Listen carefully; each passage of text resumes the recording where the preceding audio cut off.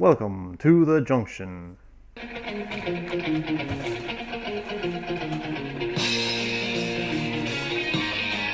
This is the XFL.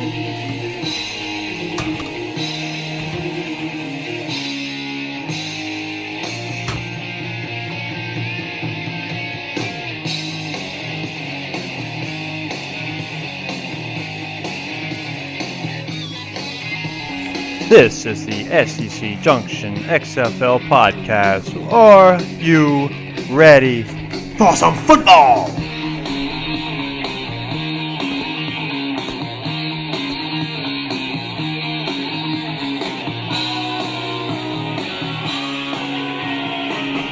Don't look now, but all of my XFLers are in Texas. Roughnecks, Renegades, Week 1 review. Well, howdy, everybody out there, especially in the Lone Star, Texas land. This is your host, the Swamp Dane, the Daneman, coming to you from my own work desk here at home. Well, how is everybody out there? Did you enjoy the weekend? I'll tell you something.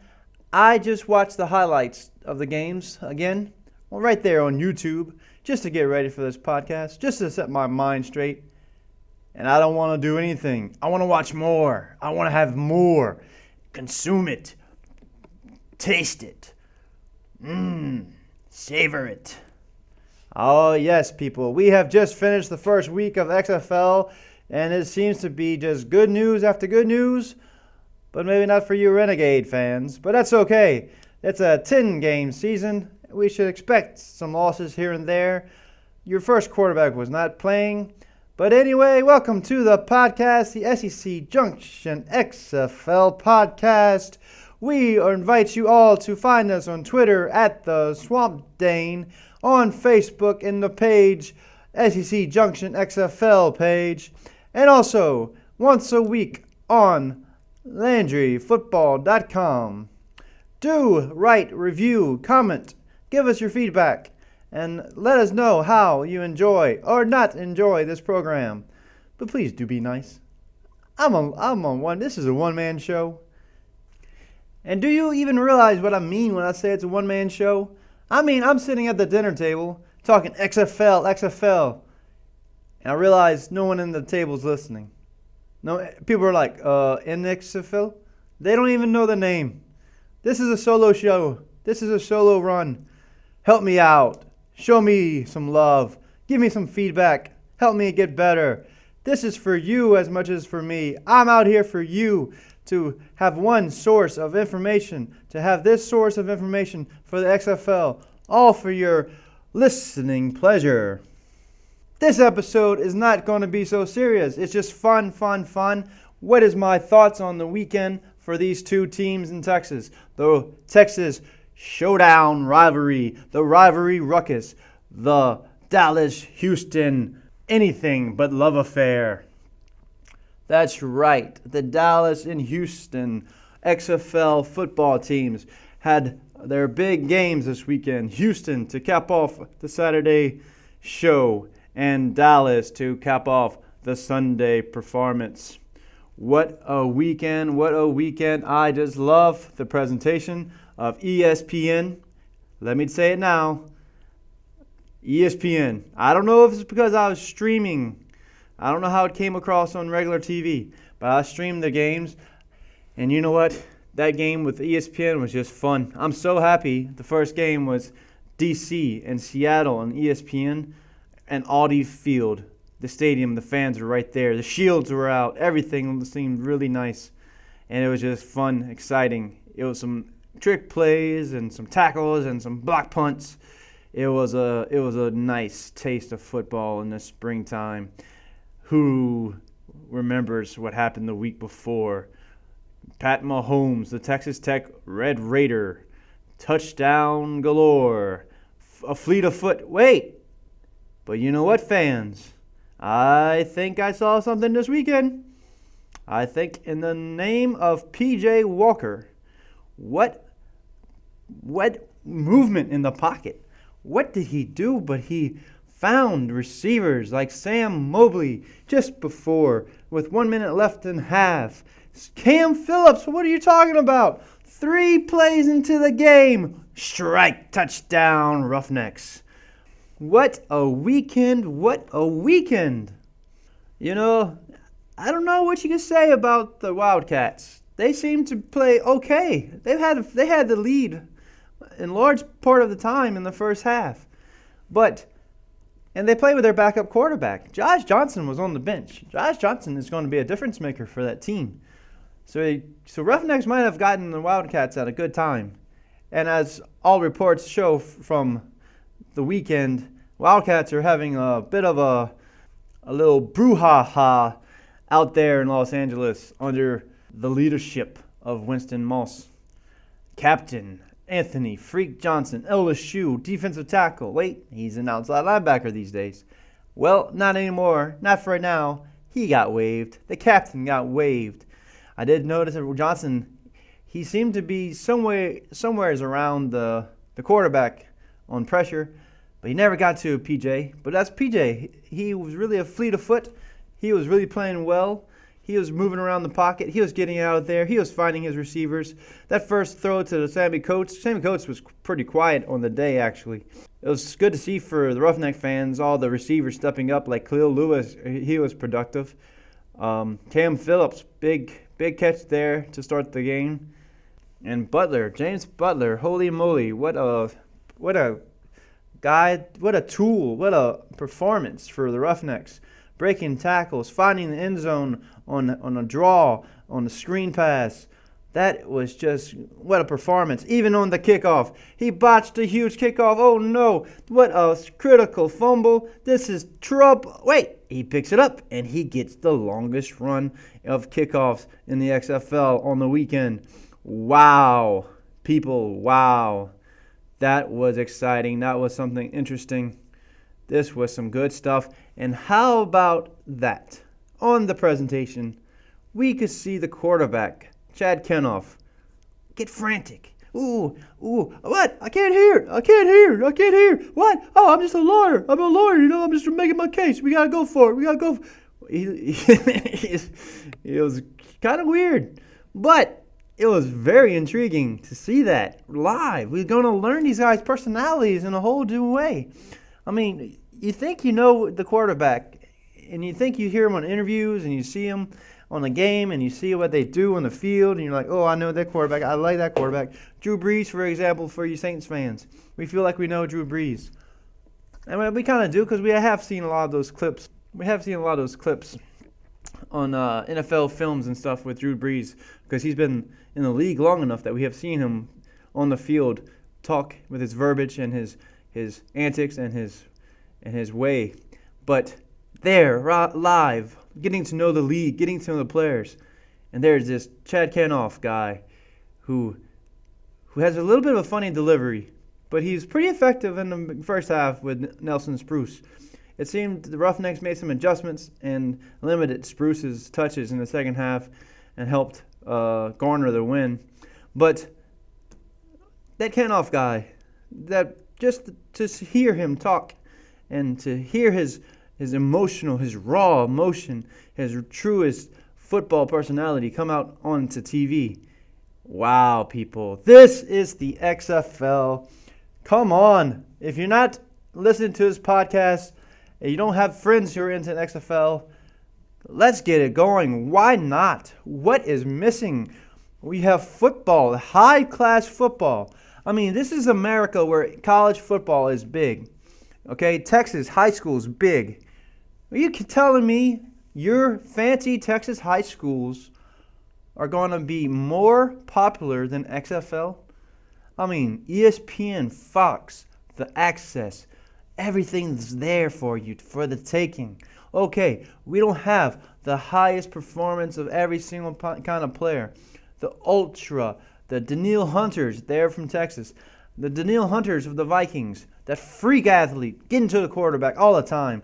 He's the accumulation of wonderful athleticism, height, speed, strength, quickness, and he knows football, and he knows how to get to the quarterback. That's the NFL. But what is the XFL? Oh, that 6'1" guy, the little quarterback, P.J. Walker. Oh, he's not tall enough, but man, he's going to make some plays. Ooh, he's got an arm. Oh, man, he's going to make that play. He's going to make the crowd roar for him.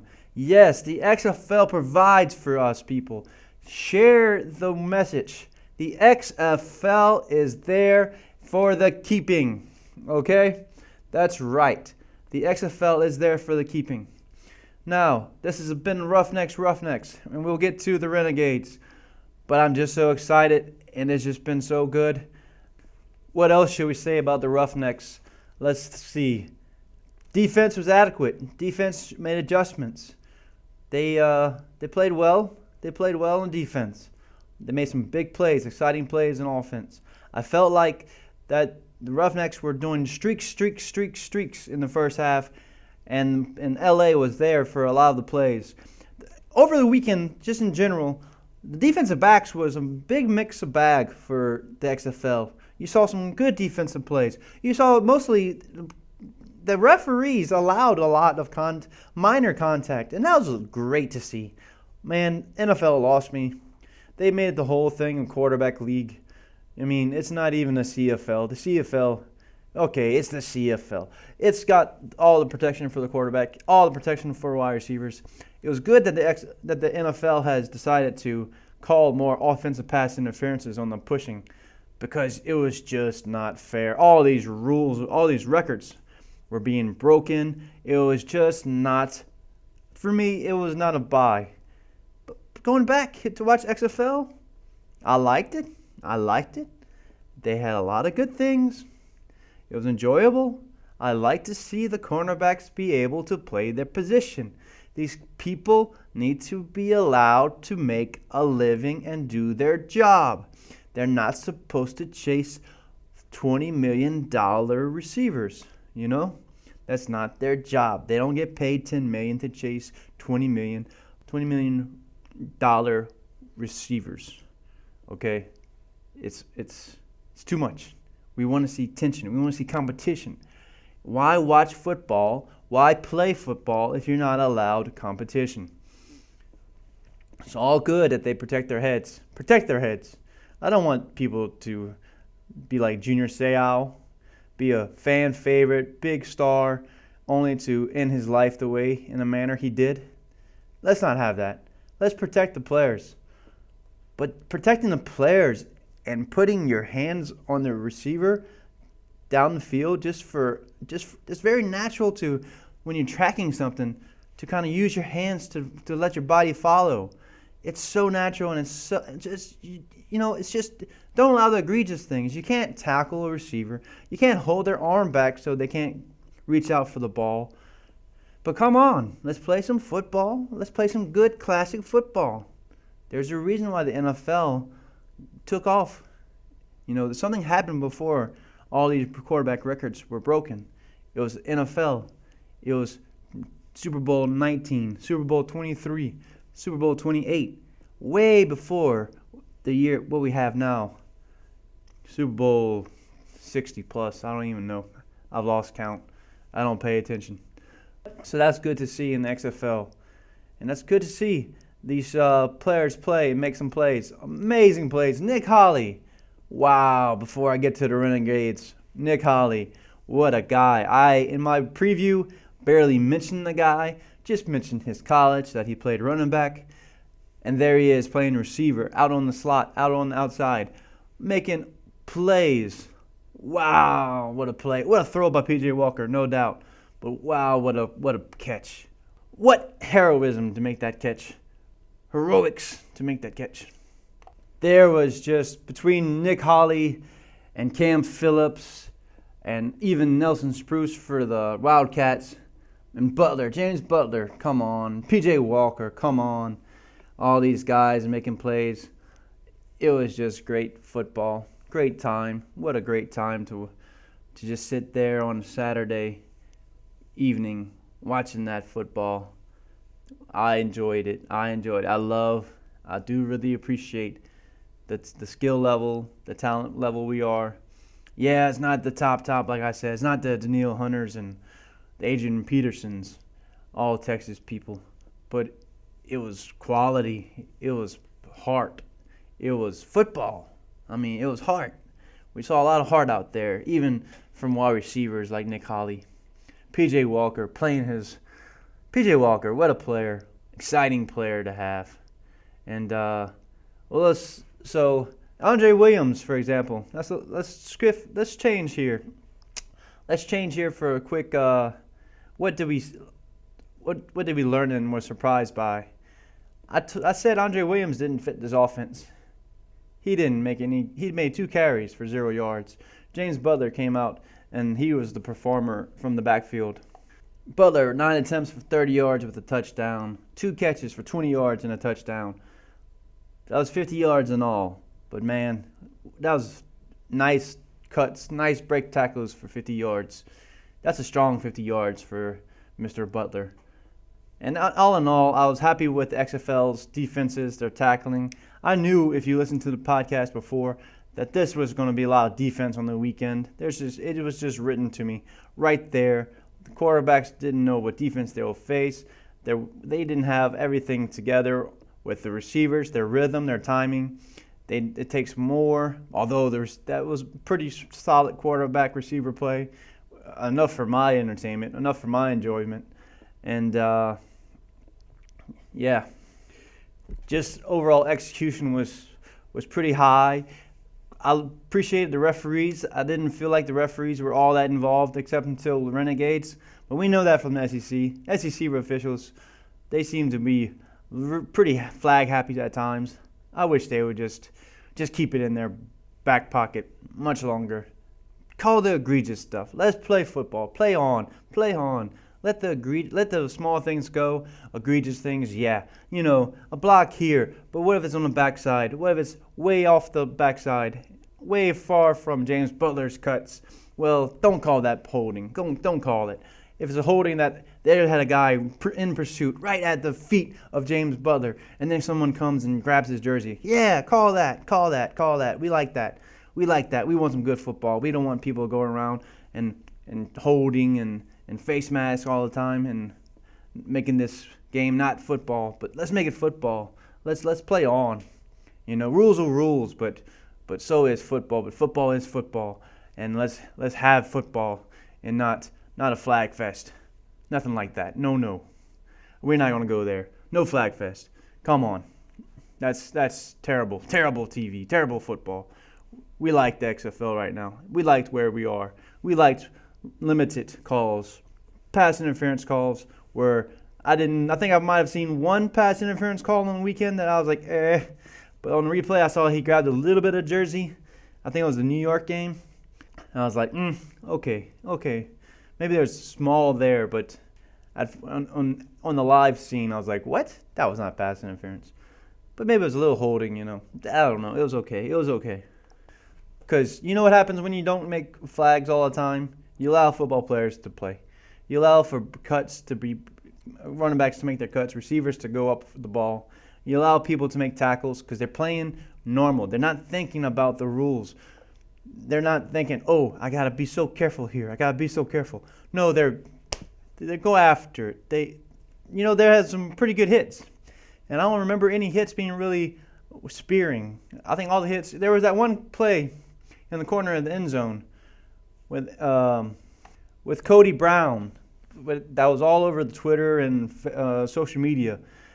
Yeah, I mean, that was a good hit. That was in his shoulder. Every time you thought you saw someone get hit, it was actually the shoulder. There was also a game, and I forget which one it is again, but there was a game where they did call for personal unnecessary roughness. But, man, when I looked at the video, it was actually shoulder first. And the offensive player's head turned into the player, and it looked like he got hit with his neck going back, but he actually didn't. It was just the impact of the shoulder, and it was just the impact itself. And he was a little bit off balance, Being on the football field myself before, playing in the backfield, I knew that when the wide receiver was coming across on a slant, that my hits looked so much better because of where his body was positioned. His body was positioned, so I would come with a shoulder, and it looked like I really laid him out, but it wasn't so much any different than just hitting him straight on. If I hit him straight on, he wouldn't budge. But just because he had that little angle given to me, it looked so much worse, and I could put him on the ground. So I know how that happens, and so that's what happened there. It looks very bad. The guy's neck, he had a little bit of whiplash. So it made it look like it was very, very violent. And it was violent enough. I mean, it was football, but yeah. That should have been a no call, but all in all, it's understandable. When you watch it live, it did look like he got more than he did. So there's going to be things like that, but it's acceptable. Just don't have it as the identification of the league. And I think they're working on that in the XFL, and that's a great thing. So, moving on to your Dallas Renegades. This game seemed, Philip Nelson, he was moderately okay. 33 of 42 passing. That's 79%. That's Joe Burrow numbers, people. But only 5 average. And a long of 21. 209 yards. 1 interception. This is I tried to say this in the preview when I had the Renegade offense versus the Roughneck defense. These defenses are pro defenses. This is more than you get in the Big 12. These are better defenses than you get on the SEC as a whole from the top 11. Of course, SEC has maybe 3, 4, 5 guys that are going to be really, really good. But then what about the back 3, 4?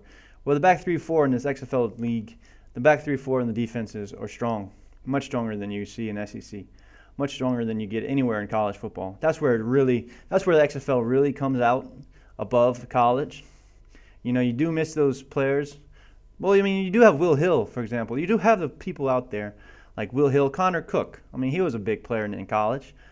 So you do have these players, but you don't have the guys that really shine out in the NFL. Those big difference makers that you see on the national championship teams and dotted throughout the rest of the country. Well, but it's the back 3, 4 players on the starting line, and then the next guys up. They're much better than college players. Those guys are remarkably better. And I'm going to say it now. I don't want to say I don't want to put it all on week 1 and say everything's done on week 1, and this is the truth. This is what you're going to guarantee. I'm not too sure, Renegade fans. I'm not sure if Landry Jones is that much of a difference than Philip Nelson. Of course, he's going to provide some more talent on the field, but as far as offensive production, how much more would Landry Jones have done? He might have been more effective down the field. He might have made some more throws down the field. But and so that would open up the offense a bit. But this offense is geared to those quick passes, letting the receivers get some yards after catch. And you know what? This professional defenses that the Renegades will face, they're ready for this. This is not Hal Mumme. I'll be honest. My first impressions of Bob Stoops was, you know what? He's a big name. And I know Steve Spurrier had success in the AAF. But just because Bob Stoops is a big name in Oklahoma doesn't mean it's going to be just automatic best coach success in the XFL. No, XFL is also filled with good coaches throughout. Chuck Long is right there in St. Louis. He was a coach. He was successful. They got some NFL pedigreed, well coached teams out there. Defense, offense, special teams. So Hal Mumme's offense, that's way back in the 1990s, This is 90s offense when everybody ran 4-3s. That's 4-3 defenses, and they had slower players and a linebacker, more tackling, run-stopping defenses. Safeties were a little more like, Greg Jackson comes to mind, but that's too old of a reference. I have no reference right now to Sean Taylor's not there because he was just a freak. Safeties, like, right now, I don't really know. No one pops in my head right now. But just the strong safety, the classic strong safety of, running a lot watered down, coming up and knocking the helmet off the running back kind of safety. So he came out and he tried to avoid that power, that defensive force, and he tried to make it quick and just, all right, we'll get the first down here. We'll move the ball. We'll keep the ball in the air, moving, and keeping those kind of players on their feet in the 3-4s, the 4-3s off the line and not productive. So now, football defense has caught up to the offense, if you haven't noticed in the last few years. I mean, the Super Bowl only scored 30-something points. It was under the over-under. They scored under points. The defenses are coming. They've seen it. They've realized that they need to meet the offenses with good tackling and more secondary play. So you're going to see a lot more secondary players out on the field, professional secondary players that's going to be able to eliminate some of these open receivers and make the tackles when they do catch it, to limit the results, the infliction the offense can cause the defense. So be aware, Renegade fans. This is going to be a challenge all year. 5 yards per catch. 5 yards per catch. Philip Nelson threw the ball 79% of the time. He completed, passes 79% of the time. He only threw one interception. And you lost the game, a close defensive game, because you couldn't get passes beyond 5 yards. No matter who you have at receiver. Couldn't get past the 5. You couldn't get more than 5 yards per pass. 33 passes. 5 yards. In general, I think the XFL, you're going to hear this in my XFL cover cast. That's going to be on LandryFootball.com. In general, I think the offenses that ran the ball were very productive. Running the ball was good. Those teams that could run the ball in XFL have a big advantage. And that's exactly what I said about the Roughnecks. After the first half, it's on record on Twitter. I have tweeted out, Roughnecks need to run the ball in the second half. They too many streaks, not working out, too obvious what they're doing. Or not obvious, but there's not changing enough. They're trying to hit the Cam Phillips touchdown over and over again in the first half. Didn't work out. P.J. Walker made some scrambles, got outside the pocket. He made plays happen. If he would have stood, which is why, for anybody who was looking for Connor Cook to be the starter earlier in the year, I think that's the difference. You see P.J. Walker. If you look at the touchdowns he threw, most of them were outside the pocket. He had to move. He got out. He found a receiver. He threw the touchdown. If he was just in the pocket running the offense as it is called, I don't think you see success. I think the only success came from P.J. Walker getting out of the pocket, making things happen, making football exciting, and that was great for the Roughnecks. Renegades, your defense is there. You have a nice defense. You got a few sacks on the day. Frank Alexander and Tigray Scales got a few sacks. Scales led the team in tackles. So I like the defense. The defense is good. I was a little curious about Chris Woods. Jordan Temu, I don't think he provides what P.J. Walker provides, but he does. He seems to be making good quality plays when his team needs it. And that's going to be fun to watch from the St. Louis side.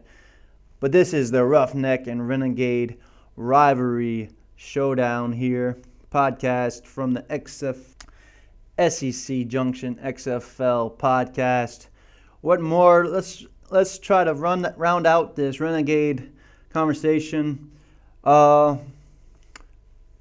rounding out these Renegades, there's a reason why they only scored so many points on the board. There's not that much to talk about besides Philip Nelson's performance, the receivers not making the breakaway plays that this offense would require for great success and excitement. I think Roughnecks have shown that they have one of the most exciting teams. I don't know if it will play out all year. maybe LA, after firing their defensive coordinator, Pepper Johnson, things will change. Maybe defenses will have a little more tactical advantage in the coming weeks now that they have seen what the Roughnecks are doing and how P.J. Walker performed. Maybe they'll make a game plan, but I don't know. I think Walker seems evasive. I think Walker seems like you could throw different things at him and he's going to make something happen, whether it be a throw down the field or maybe just a dump off to James Butler or just a throw to someone open. But, yep, so Roughnecks, good job, good performance. You started off in the first half, not everything working, even though you provided us some quality touchdowns with Cam Phillips and such. But you controlled the second half. That was good. That's what you have to do to win these games. Play better in the second half. Finish the game. And that's a great job, Roughnecks. Renegades, you didn't finish the game. You were leading, and it was actually St. Louis that made all the plays at the end. Your offense was not providing the spark, and I really am sorry to say, I hope for your Renegade fan base out there that Landry Jones comes up and lights the league on fire. But he's not, in my calculations, he's only going to provide so much difference. Only going to provide maybe one or two more plays, which could have been the difference in this game. But how about the next game and the next game and the next game? How much can Hal Mumme's offense really be effective against defenses that are, one, professional, and two, have seen this kind of thing for over 2 decades now? Nothing new. This is known. Defenses already know how to stop it. They have been stopping it. That's why they've gone to the run-pass options, the RPOs. That this is something that we'll have to see. Surprising. Cameron R.T.'s Payne didn't play so much. I think that's probably wrong. Not that he gave us anything to show for. Not that he gave us anything to say, hey, this guy needs to play more. Not on the weekend anyway. He only got a few carries, 2 carries, I believe. So that's not that. But I do think they need to run more. They need to allow their running game to develop and to provide some help to this offense. When you have a running game, you have the linebackers looking more in the backfield, not at the quick slots, not at the outs, not at the ends, not at the outs and ins, but at the running backs, the tackling. Oh, but they're not running, they're passing. That gives them maybe just a slight timing advantage to just have the receiver just a little extra step ahead of the tackler, just to get a little bit more loose. They have to run the ball.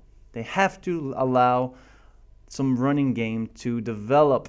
Renegade fans, get on Bob Stoops. Call him. I don't know if they have coaching shows like they do in college. I don't know how you get to these. I don't know if they have their own local programs yet on the radio station, the Renegade Roundup, the Renegade radio program. But get on those kind of shows if they exist. Write them. Do something. Do something else to help your receivers get away from those defenders. Short passes are only going to allow the defenders to just corral you all day long for 5 yards. Do it better. Get going, Renegades. Raise hell and say, raising hell football deserves better than 5 yards per catch. And Landry Jones might be 6 yards, 0.3 if he played. That still needs to be better than that. Run the ball. Get Cameron Payne on the field to run. Andre Williams, I would have liked to have seen a productive running game from him, from the Roughnecks, but as of yet, it doesn't seem to be needed. And I don't know, as I've said before, where he actually fits in his offense. But James Butler, good job, 50 yards, very productive. P.J. Walker, nice playing, very good weekend. I'm happy for the Roughneck fans. Raise hell, Renegades. Don't allow this to happen on and on. You might see the same thing next weekend. After next weekend, it's unacceptable. Bob Stoops. After next weekend, if you do not get this right, you are going to face the hell that's coming to you by the fans. Renegades, you got to provide that. Let's get passionate about this, people. This is going to be fun. XFL, do enjoy the games. Do root for your teams. Be positive out there. Don't raise so much hell that you make the news, okay? All right. Have a good week. Enjoy the coming games. Follow me on this podcast. Write a review. Help me out. Give me some feedback. Find me on Twitter, The Swamp Dane. And it's been an enjoyable weekend. I'm fired up. I'm not breathing fire. No, that's the Seattle Dragons. But I'm fired up. I'm raising hell inside, and I'm doing it for the H all the time. By the way, this is a good time to say Astros forever. Forever LSU. Always the Astros. Go ahead. Crack back. Let's talk more about all this and make my Cajun caboose rattle with joy. Make my Cajun caboose happy on the sofa, watching the games, watching good football. Yes, right.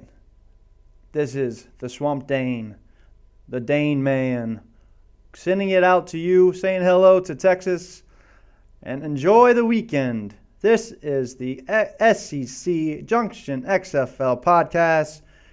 We'll talk.